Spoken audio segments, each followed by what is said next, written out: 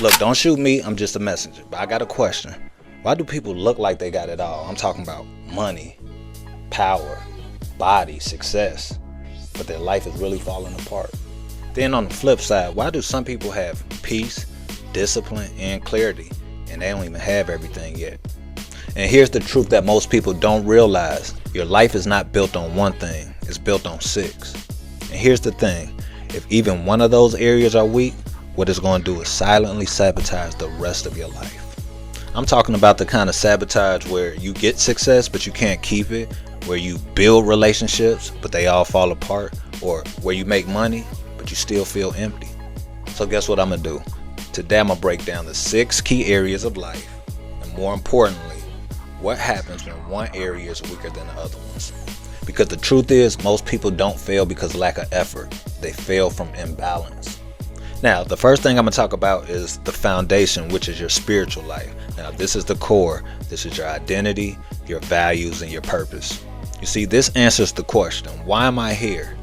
Because you got to be real. You can have money, muscles, and attention. But if you don't know who you are, guess what's going to happen? You're going to end up starting to be whatever the world tells you to be. And when you do that, that's when pride, deception, and confusion enters the building.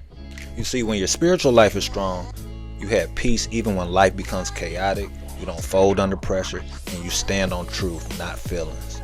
But when your spiritual life is weak in that area, you'll know, because you're going to feel lost, you're going to chase validation, and you're going to chase things that are only temporary satisfying, but knowing it's not going to get you anywhere. I want you to think of it like this. Success without purpose is just a distraction with better lighting, if that makes sense. Alright, now let's talk about the second area of your life that you should focus on, and that's going to be your physical health. You see, your body is like the vehicle to your life. But the truth is, a lot of people is trying to drive a Ferrari life in a lemon. And no, I don't mean that in a disrespectful way. What I mean by that is a lot of people are having high expectations of what life should be, but barely can take care of their health. You see, when your physical health is strong, you have energy, you have more confidence, and that discipline spills over to other areas in your life. But when your physical health is weak, you're tired all the time, you can't focus on your goals, and then you begin to feel insecure. And the crazy part about it is, people pray for strength, but won't even take care of the body that they already have. You see, you cannot live a high performance life in a low performance body. It's just not going to work.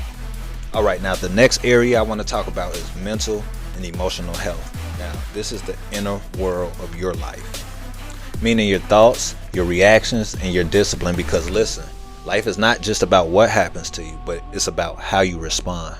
When your mental and emotional health is strong, you're going to stay calm under pressure, you're going to think clearly, and you're not going to give up easy. But when it's weak, you end up overthinking everything, reacting emotionally, and end up sabotaging your own progress. Now, let me say something that might hit the soul a little bit. A lot of people don't have life problems, they have thinking problems. And what you need to understand is that a weak mind will destroy opportunities a strong body creates. Alright, now the fourth area of life I want to talk about is relationships, because the truth is, you were not built to do life alone. Look, I don't care how tough you are, but at some point you're going to need people. And when relationships are strong, you have support, you have accountability, and you have a real connection. But when they're weak, you feel isolated, you deal with drama, and end up attracting toxic cycles. You see, let's be real, most people don't have bad luck with relationships. They just never learn how to communicate their expectation or standards, or set boundaries. You see, you can be surrounded around 100 people and still feel alone if the connection isn't real.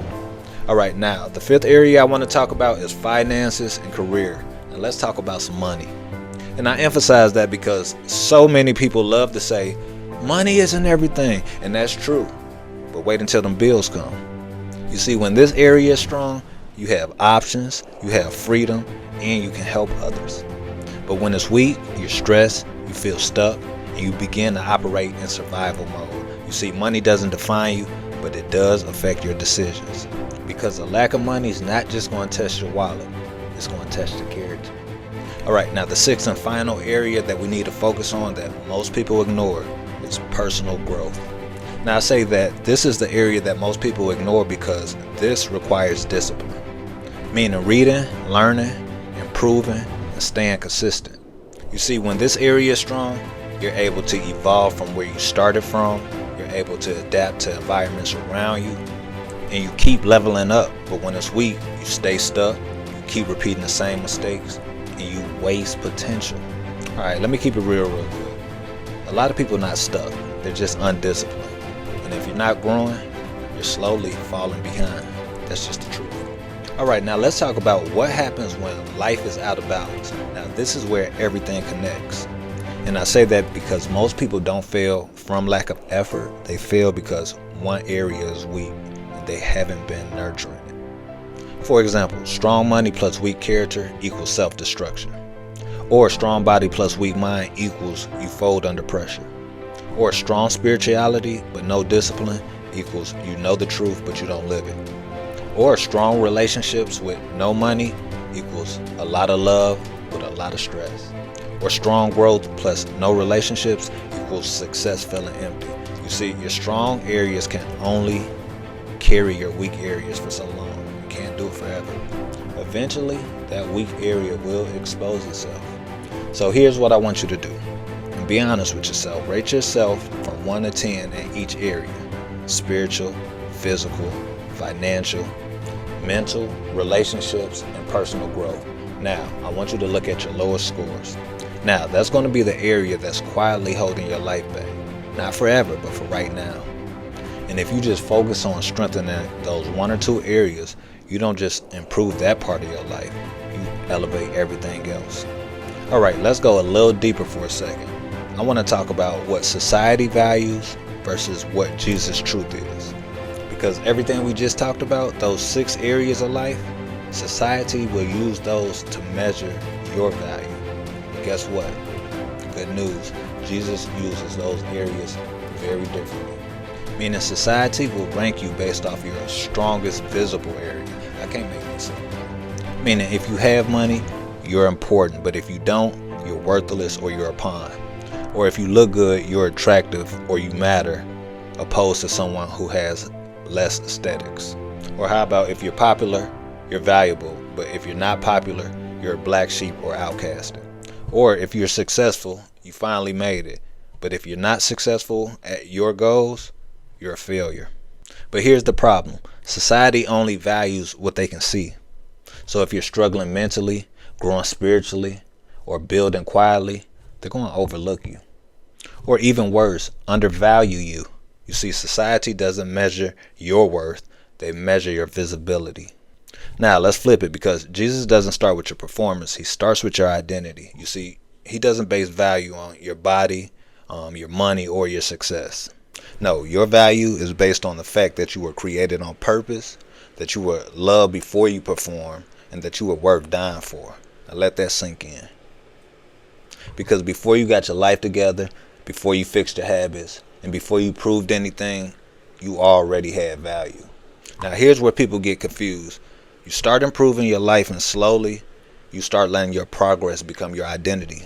So now if your money drops, you feel worthless. Or if your body declines, you start feeling insecure.